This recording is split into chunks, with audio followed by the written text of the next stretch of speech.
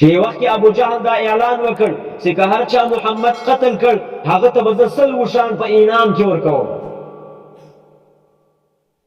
زه رالم ابو جهل ته بالمشافه ورسره کښېنستم. ما ابو جهله تا دا اعلان یقیني کړی دی، رښتیا دې کړی دی چې که هر چا محمد قتل کوي هغه ته به ته 100 وشان ورکوې؟ ابو جهل ورته وایي هو ما دا اعلان کړی ده. حضرت عمر رضی الله عنه وایي زه له کوره راووتم، پر آس باندې سپور شوم، توره مې راواخیستل،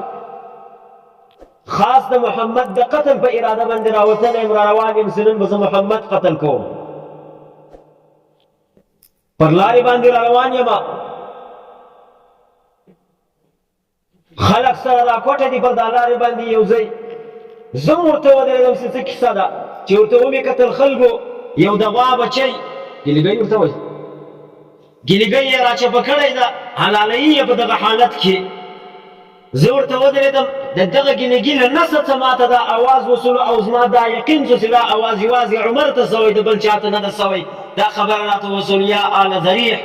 امر نجیح رجل یصیح بلسان فصیح يدعو إلى شهادة أن لا إله إلا الله وأن محمد رسول الله. اے د زریح اولاده، اے د زریح آله، یو کامیابه کار ده چې د هغه طرف ته دی یو فصیح سړی په فصیحه ژبه باندې راغواړي، لولو نارې وایي، خلک راغواړي هغه شهادت د لا اله الا الله او د ان محمد رسول الله ده. وایي ما له ځان سره دا یقین شو چې دا اواز یوازې عمر ته کېږي. خو عمر رضی الله عنه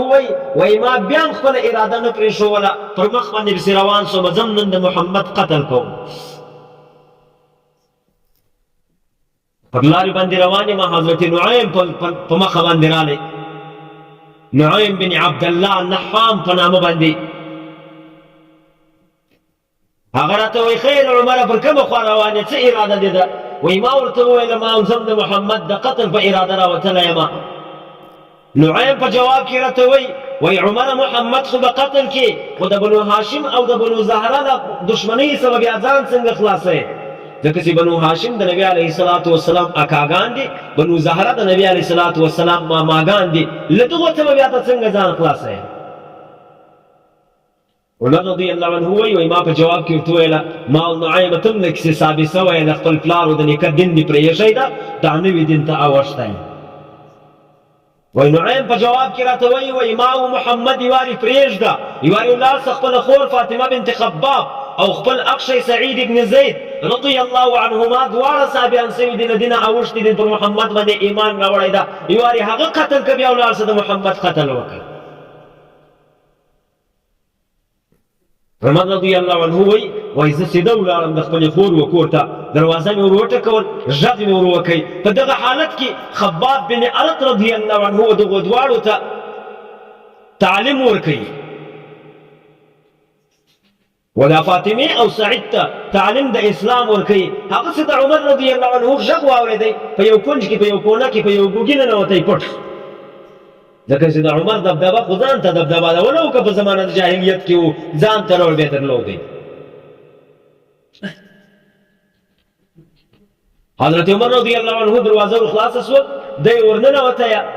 چې څنګه ورننوتی اول یې خپل اخشی تر غاړې ونیوی، تر ګریوان یې ونیوی، وایي ته ثابت سوی؟ هغه ورته وایي عمره ای د خطاب زویه ته خپله دا فیصله وکړه که چېرته ستا دین نه وي پر حق بل دین پر حق ته کوم دین خوښوې ځان ته؟ عمر رضی الله عنه راچپه کوي، پکې ستور سلو په دا خپل اخشي کې. خور یې ورته راغله ځینې خلاصوی یې خپل خاوند. حضرت عمر رضی الله عنه خپله خور په چاپلاقه باندې ووهله، مخ یې ور ویلې کړ. هغې داسې عمر چونې ولی ورته ویې ویل عمره څلور طرفه دې لاس خلاص ده، چې څه نه در څه کېږي هغه وکړه، موږ مسلمانان سوي یو، ستا خاوره ولو که ستا پزه په خاوره،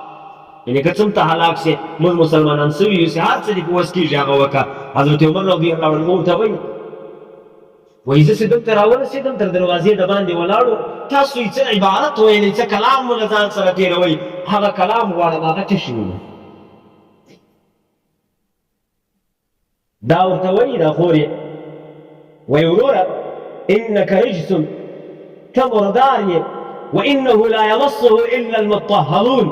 او د قرآن دا شان ده چې هغه یوازې هغه کسان په لاس کې را اخیستی سي چې هغه پاک کي په اوداسه او په غسل باندې لهذا ته ولاړ څه غسل وکړه یا د اوداسه امر ورته وکړل چې اودس وکړه بیا راسه دا کتاب درکوو دا ټولې دا عبادت درکوو پر یو صفحه باندې لیکل سوي وو یا پر یو پاڼه لیکل سوي وو یا پر یو لرګي یا پر یو ډبره لیکل سوي وو هغه ټول یې ورته راواخیستلو دی ولاړ غسل یې وکړی په دغه حالت کې خباب بن ارت رضی الله عنه هم راووتی چې څنګه راووتی حضرت عمر رضی الله عنه ته وایي عمره مخصوصا ستا په شان کې رسول الله صلی الله علیه وسلم دا دعا وکړل اللهم أيد الاسلام بعمر بن الخطاب خاصه عمر سي هغه کتاب خلاص کړي هغه تورې سي یې وکتل سورة الطه ورباندې لیکلې ده تر هغه ځایه پورې ورباندې لیکلې ده چې اني لا اله الا انا فاعبدني واقم الصلاه لذكري تر دغه ځایه پورې چې راورسېدی عمر رضی الله عنه بيت حاشا دا خبرې وکړلې وایي ما احسن هذا الكلام څونه ښایسته کلام ده دا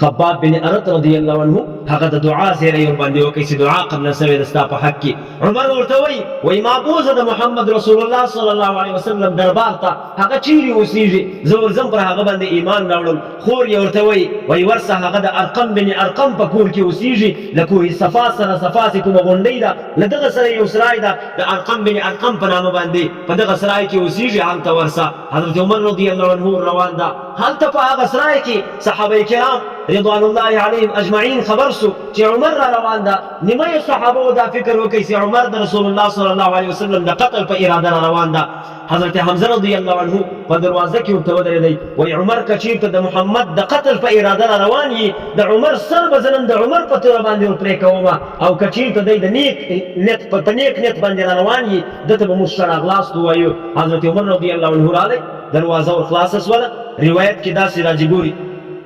عمر رضی الله عنه وایي کله چې زه رسول الله صلی الله علیه وسلم ته ورنږدې سوم نبي علیه الصلاة وسلام داسې تر ګریوان دی ونیولم ځان ته یې صرف یې دی ونیوم داسې ځان ته کش کړم پر دا ګونډو ته یې کت شولمه نږدې غورځېدلم بېرته نبي علیه السلام راوګرځولمه ځان ته یې ورټینګ کړم ځیګر ته زړه ته یې ورټینګ کړم داسې یې ټینګ کړمه په نبي علیه السلام کې دونه قوت و چې ما په 40 کسانو کې دونه قوت نه لري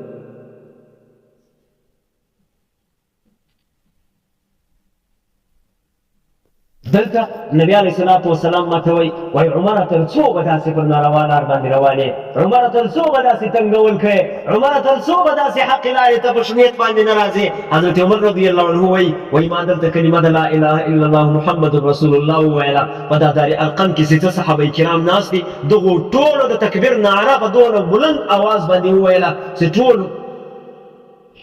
چې کوم کسان ناسو ټول په دې باندې خبر سو چې عمر ایمان راوړی ده رسول الله صلی الله علیه وسلم ته جبرائیل علیه الصلاة والسلام راغی وایي یا رسول الله د عمر په ایمان باندې په اسمان کې فرشتې خوشحالي جوړوي خوشحالي لمانځي ځکه چې عمر ایمان راوړی د عمر مسلمان سوی